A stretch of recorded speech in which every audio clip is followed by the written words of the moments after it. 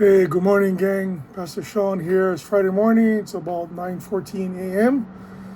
Coming to you from our beautiful home in Bambino Plaza. So I just wanted to two things. Number one, encourage you guys, if you guys haven't signed up for the Reality Honolulu Community Hub Outreach tomorrow, please sign up. They are looking for some volunteers. We want to continue to partner with and serve with our brethren at Reality Honolulu, and look forward to seeing you guys being there. There's various shift times from 8 a.m. to 3 p.m., 3 shifts. There's a setup, there's a sorting, distribution, and cleanup. So sorry, 4 shifts, but yeah, come on out. So this week, I'm going to start doing this weekly. We're going to start talking about this Jeremiah Bambino book written by Pastor Rob Gross, a very good friend of ours. I believe we gave you guys all these books during Christmas, and it ties into us going through our second round of Healing Hearts. That's going to start in the first week of April, but I wanted to go through the book with you folks. So if you guys haven't begun to read it, read it. It's about 12 chapters, 13 chapters.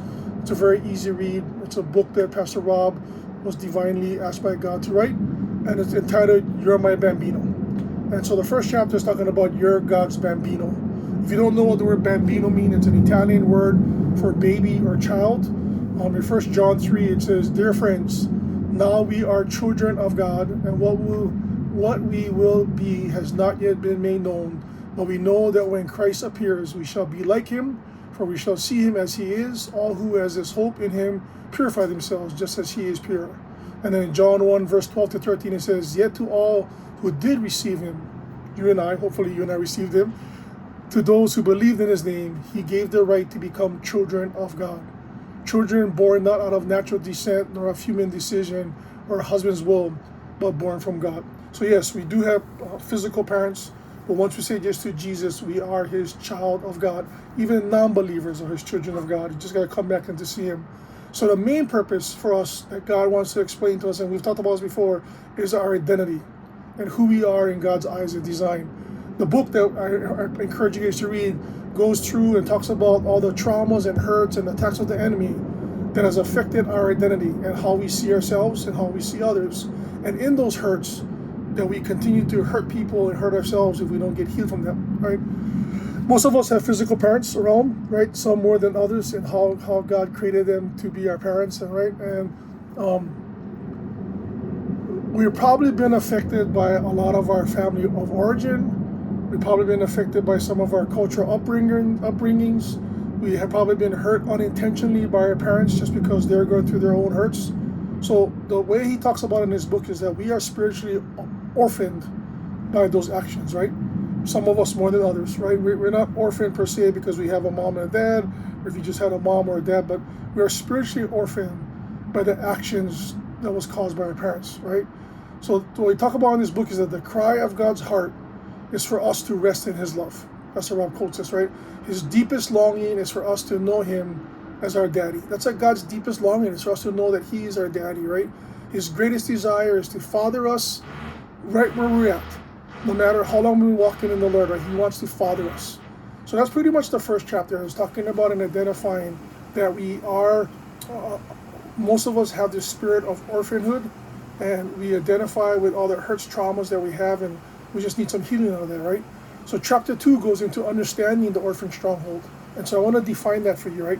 An orphan stronghold is defined as a mindset that has been shaped by disappointments, rejection, real or perceived, hurts, lack of nurture, and the absence of parental instructions, right?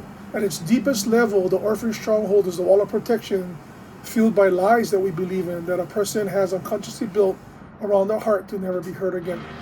So I don't know about you, I don't know where you're at in life, but all of us have this mindset have we been hurt by somebody, have we been rejected, have we been not nurtured as a child, has our parents been absent-minded?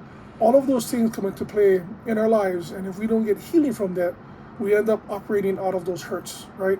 We all know this. We live in a performance-driven society that we do things for affirmation, we do things for acceptance, we do things for our parents to show them that we're okay, but all those things has caused us some hurt and how we handle things, right?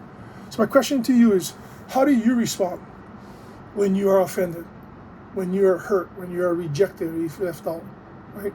How do you respond today, right? How did you respond 20 years ago? I don't know. right? But how do you respond that when you get offended or when you feel hurt or rejected or left out, right? The response you do or have now is based on how you were hurt and affected by those traumas. I know we are all saved. Most of us hopefully are saved, right? Working on our sanctification, but we need healing. And so that chapter 2 is about the orphan stronghold. So we're doing this because starting in April, we're going to have the Healing Hearts put on again by Pastor Rob Gross and his team in Mountain View. And we want to encourage you guys that if you guys know that you need some healing or want to work on your healing, because we'll never be healed until we go home, sign up now, right? We saved a few slots for our church. If you want to sign up for the Healing Hearts training, email me, let me know. The dates start in April. I can get you more information. But if you want to kind of go through this book and see and maybe become self-aware of what you're going through, what you have been through, great. So that's it for this week, chapter 1 and chapter 2. I'll do this again next week. Please read the book. Please sign up for tomorrow if you guys can. And if not, we'll see you Sunday on Zoom. Pastor Sean out.